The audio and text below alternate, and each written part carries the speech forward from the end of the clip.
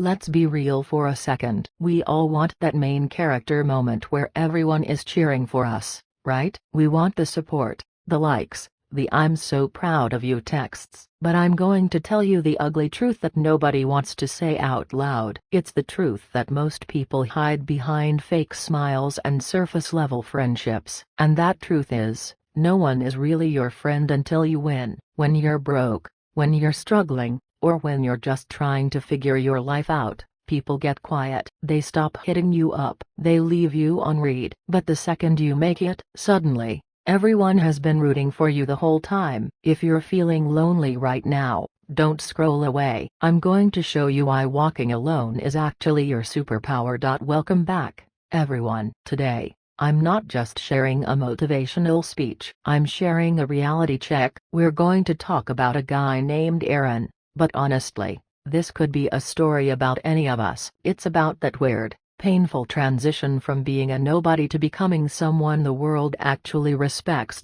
You know, there's a popular idea out there, something you might see in a video titled "Why You Should Walk Alone," and it sounds cool in theory, right? But living it is brutal. It's lonely. It hurts. This story is going to change your mindset, but it's also going to help you level up your English. I'm going to use real phrases, real expressions, and the kind of language we actually use in the States today. So, if you've been feeling invisible, or like your friends are fading away because you're trying to grow, lock in. We're going deep. Chapter 1. The Delusional Dreamer. Let's take it back to the start. Aaron was 18. He lived in this super small town where the vibe was basically, get a job, pay bills, and die. Nobody aimed high. His dad was a mechanic, his mom stayed home, and money was always tight. But Aaron had this gut feeling that he was meant for more than just surviving. One day, he's hanging out at the bus stop with his crew, his day one friends. He looks at them and says,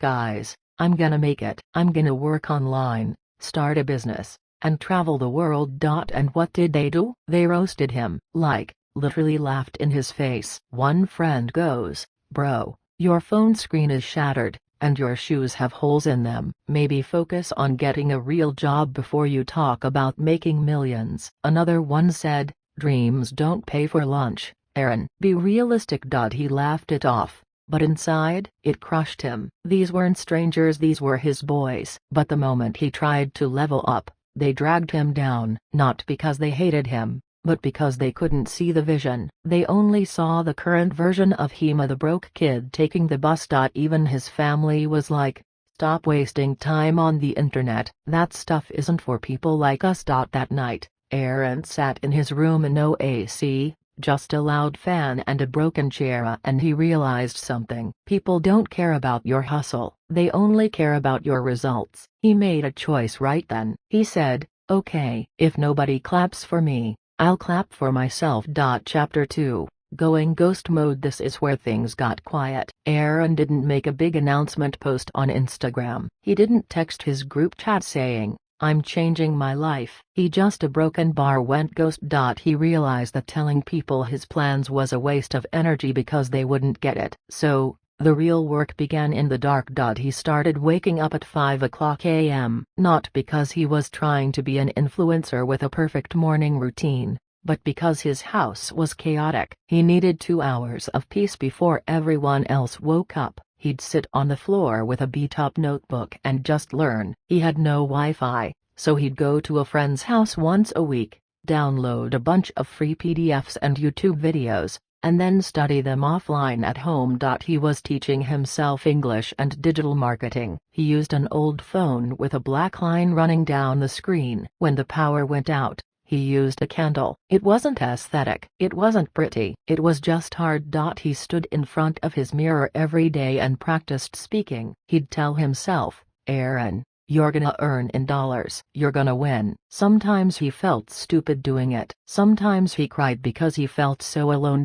And socially, he completely dropped off the map. No parties, no late-night hangouts, no replying to drama. His friends started saying, "Wow, you think you're better than us now?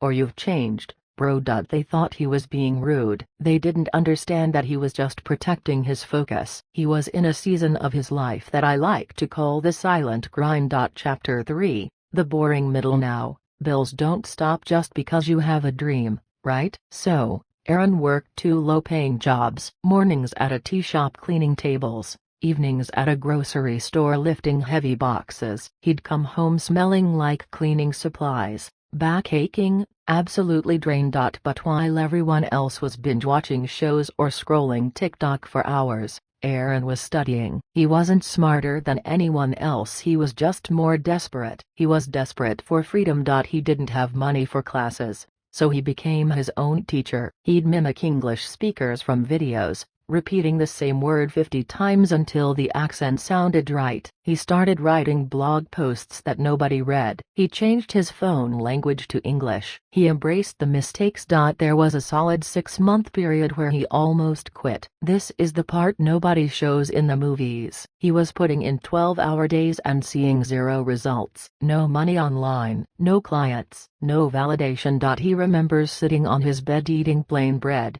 feeling completely empty. He looked up and asked, "Why is this so hard?" And obviously, no one answered.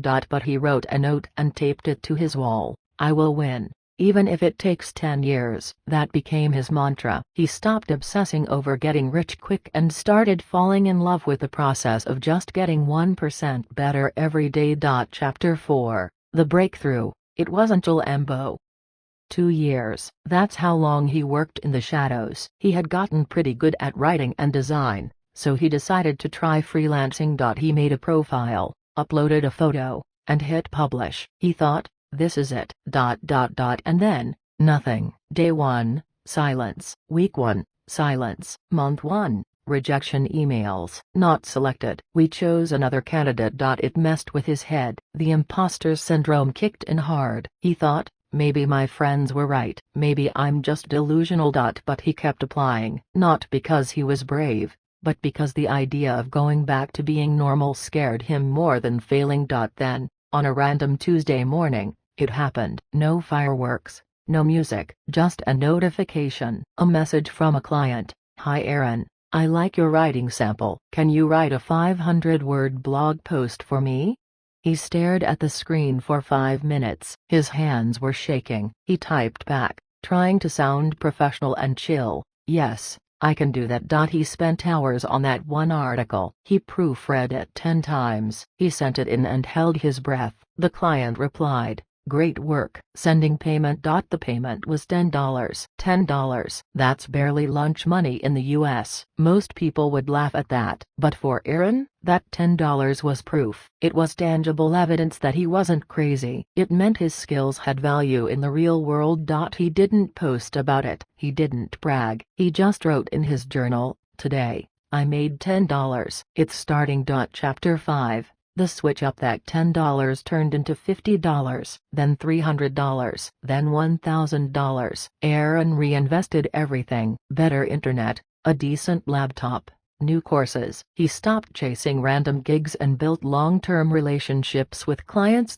Years went by. Aaron was now making serious money, like $2,000 a month, which in his town was a fortune. He bought his own apartment. He helped his parents retire. He was fluent in English. And then, the funniest thing happened. He got a message from one of the guys who used to roast him at the bus stop. "Yo Aaron, long time no see, bro. I heard you're crushing it. I always knew you were gonna do big things. We should grab coffee." Aaron looked at the phone and smiled. "Always knew?" "Yeah. Right." He realized that people aren't your enemies, they're just an audience. They doubt the rehearsal, but they cheer for the performance. He didn't reply with hate. He didn't need to rub it in their faces. He realized he didn't need their validation anymore because he had his own. He proved to himself that he could survive the lonely road. So, Here is the lesson I want you to take away from Aaron's life. You don't need 100 friends to succeed. You don't need a mentor to save you. You don't need perfect conditions. You just need to be willing to be the only person who believes in you for a while. It's okay if your phone is dry. It's okay if you're spending Friday nights learning instead of partying. It's okay if people think you're weird or acting different. Let them sleep on you. Let them doubt, because when you finally win, and you will win if you don't quit, they will all come back. But by then, you'll realize you never needed them to begin with. Start now. Start with your broken phone. Start in your messy room. Just start. If this story resonated with you, and you want to improve your mindset and your English at the same time, please do me a huge favor. Hit that like button. It really helps the video reach more people who need to hear this. And make sure to subscribe to my channel, Learn English with Jennifer. I post stories like this to help you grow, speak better, and live better. Remember, the only person you need to prove anything to is the one looking back at you in the mirror. See you in the next video.